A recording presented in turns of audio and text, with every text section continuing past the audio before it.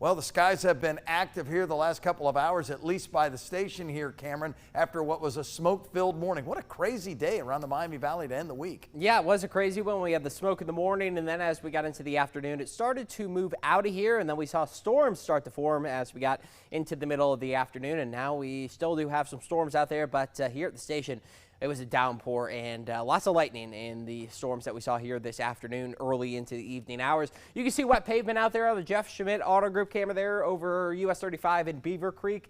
We're going to continue to see the chances of storms before about midnight. They will start to taper off in how scattered they are, but there's still going to be a chance until about midnight, and then we start to dry out through the rest of the nighttime and as we go into the morning tomorrow.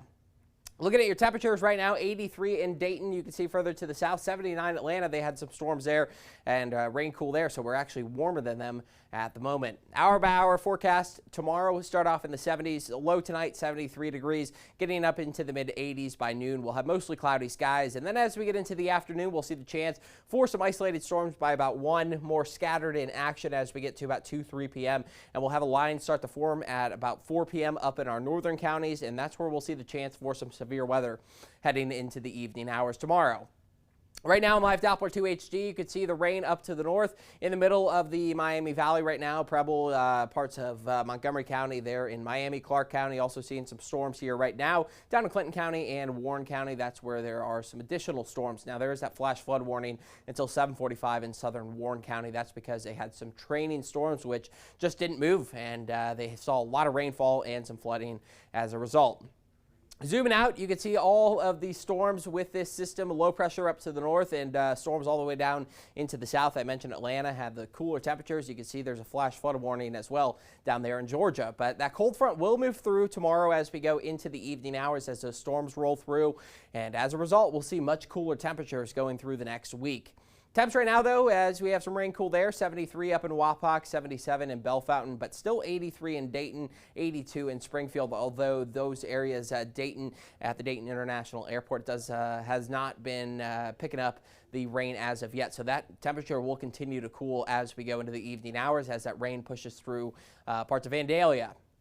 As you look at heat index values, they have cooled significantly from the afternoon where we were around 100 degrees. Severe weather outlook, we have a slight risk. Northeast Ohio has the enhanced risk. Damaging winds are going to be the main threat, but can't rule out an isolated tornado here in the Miami Valley as we go into the evening hours tomorrow.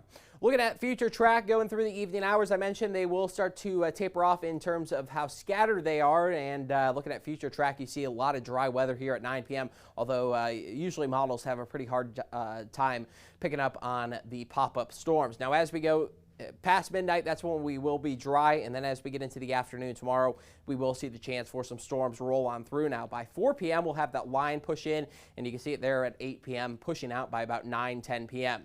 As we go to your Sunday, a lot drier and cooler out there with temperatures down into the mid-80s. 73 here tonight, storms early, mostly cloudy skies. Up to 92 tomorrow, another hot, humid day with storms mainly in the afternoon. 7-day forecast going through the next week. Another warm one on Tuesday, getting up to 88, but a cold front sinks on through, and we'll see those temperatures down to 80 by Wednesday and Thursday.